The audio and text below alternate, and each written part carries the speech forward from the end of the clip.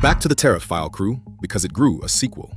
2 days ago, this desk showed you who pays the tariffs. American buyers, 92 cents on the dollar.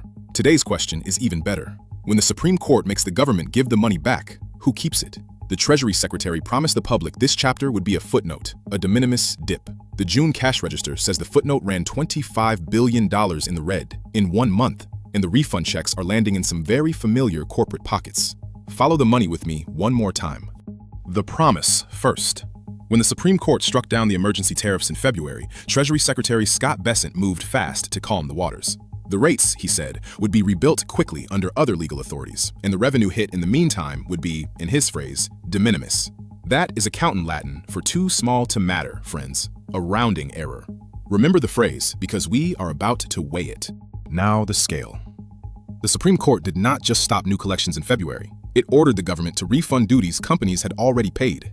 That flipped the program from a revenue machine into a cash drain. In June, refunds ran at roughly double what came in, a net outflow of about $25.6 billion in a single month.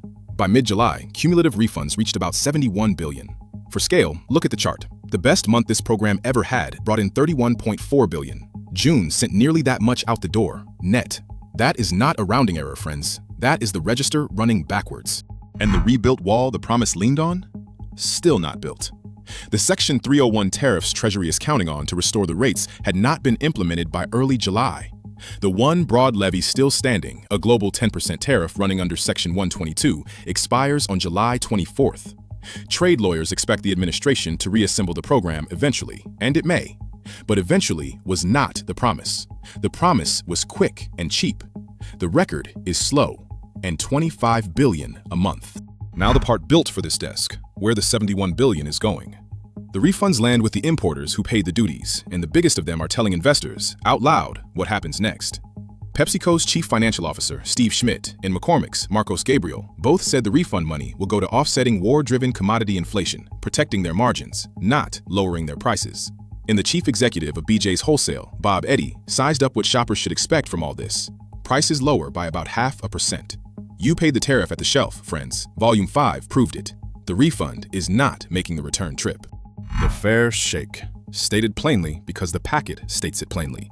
There is a real caveat. The fiscal year runs through September 30th, and if the Section 301 duties come online before then, part of this shortfall gets backfilled and the full year number looks better than June's bleeding suggests. That could happen, but mark what is being tested tonight. 2 specific reassurances, fast and tiny. The clock has already run past fast, and a program hemorrhaging $25 billion in a month with $71 billion out the door has already spent the word tiny. A promise does not get graded on what might still rescue it, friends. It gets graded on the register. So square the circle with Volume 5, because together they complete the picture. Americans paid the tariffs going in, 92 cents on the dollar, at the shelf. Now the money is flowing back out of the Treasury, $71 billion so far, and it is stopping at the corporate layer, banked against margins with about 0.5% trickling to your receipt. Coming and going, friends, the same households are on the wrong end. They fronted the tariff on the way in, and they are last in line for the refund on the way out. That is the full round trip of a policy sold as free money from China. Into the ledger it goes. The promise was quick and de minimis. The record is a missed clock, a register running $25 billion backwards in a month, and refund checks that stop one layer above your grocery cart. Here is the line to carry out of the hall. When Treasury calls it a rounding error, check the register.